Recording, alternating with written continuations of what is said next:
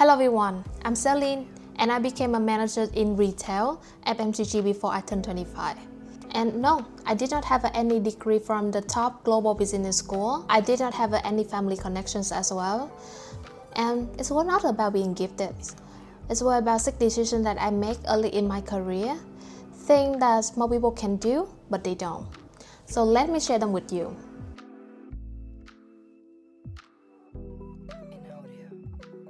So I started my career quite early. Since I started my university with zero experience, I applied for part-time job, internship to gain my experience.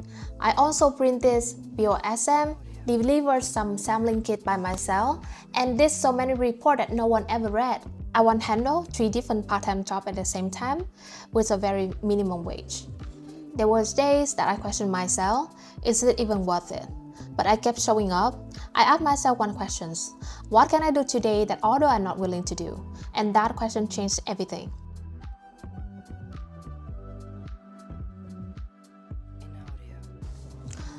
So when people hear about managers before 25, they usually think of a title, maybe a bigger salary, maybe a little bit of status, or maybe even luck.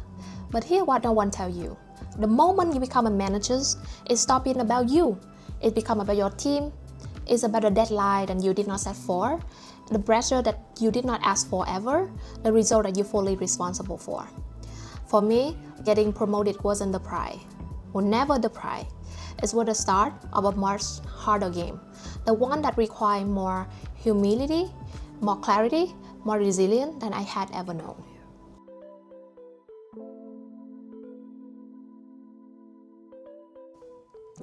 First, go beyond your descriptions. I didn't wait for instructions. I want to analyze display effectiveness across 3 provinces and checking out our competitor performance, just out of curiosity. Nobody asked for it, but that report ended up in a regional meeting, and people started to take me really seriously. For example, on the paper, my job description was coordinating trade program and supporting execution across the different regions. No one said, analyze competitor. But I noticed something odd during a market visit of a competitor that quietly pushing out through a new promotion format in different cities, no big launch, just quiet descriptions. So I started collecting data. I even tried to talk to operation team to validate what I saw. Over a few weeks, I built a simple but sharp competitor playbook, where they were activating, how they position their price packs, which channel they are quietly dominating. Nobody asked me to do this, but when my team started planning the next quarter strategies, that document became our guide. That is when I realized going beyond your job descriptions is not about working more. It's about thinking like an owner, not an executor.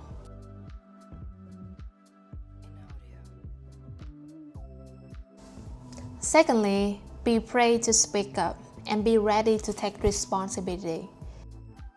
So another time when I noticed something during a meeting, our promotions in one key regions were driving volume, but completely affecting our margins. Everyone in the room was so focused on the success number, but no one mentioned the risk. I hesitated. I wasn't the most senior in the room. I wasn't even sure if it was my place to say something, but I spoke up anyway. I said, we are getting short-term win, and if we don't adjust the trade structure now, we're setting ourselves up for a heavy pushback from distributor for the next cycle. So the next day, I will ask to work directly with the team to redesign the scheme for the next coming quarter. It taught me 2 things. 1, speak up when you see something important, even if it's uncomfortable for you. 2, once you speak, you owe it. Be ready to follow through.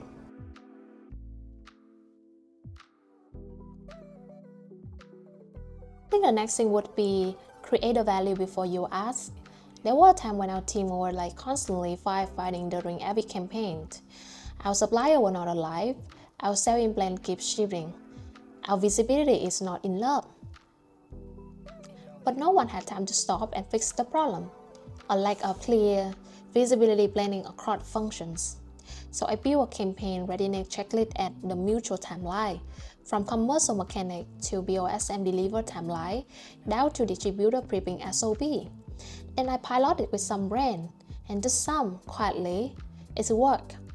We have fewer delays, we have better few executions, fewer angry calls. I did not wait for a project brief. I just saw a broken process and offer a fix. Then, a few weeks later, someone told me to have rolled out it across the functions. That checklist became a standard internal tool for everyone, even though it's never had my name on it. So that is when I learned, if you want to lead, you don't need permissions. Just create something valuable and let it speak for itself.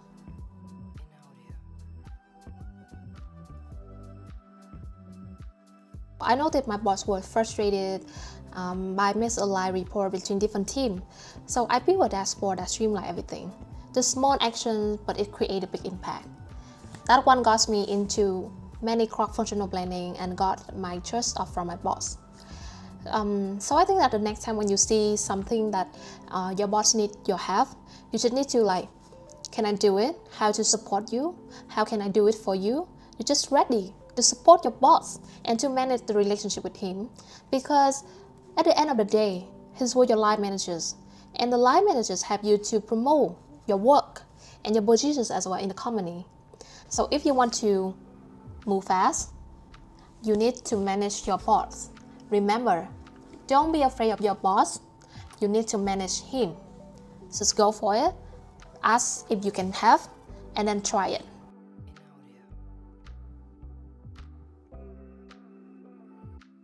Personal brand is a very important thing to do when you are in the big corporates. So I usually know as the person who connect the dot, because I always summarize learning after every campaign. Simple, consistent, and some people will start to ask for your input even it wasn't your projects.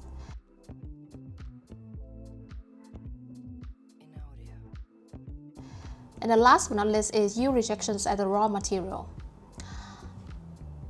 Guy, come on, just accept the fact that we are not perfect. I did not always get the best projects. Some of my ideas got ignored. Sometimes I was invisible. But I keep showing up, I keep improving, and one day, I was not just the young one anymore. So use rejections as the raw material to keep you move forward. Make a failure, learn from the fail, learn from the feedback, learn from the failure, and try to move on. Is there one thing I learned from being a manager very early? Is that leadership isn't a title. It's a mindset, it's a responsibility. I didn't get here because I was the smartest. I got here because I care. I care about doing things properly, about fixing what others ignore, about asking, what else can I do, even when no one was watching. And if you're watching this, wondering when your turn will come, maybe this is your sign. You don't have to wait for permission to lead. You just need to start acting like one, someone who can add value consistently, quietly, and with attention. Because at the end of the day, people stop asking how old you are. They will asking for how you think. If this resonates with you, I would love to hear your story. Or maybe you're just starting out, you don't know where to go. Either way, just leave me a comment. Let's talk, because you don't need to do this alone anyway.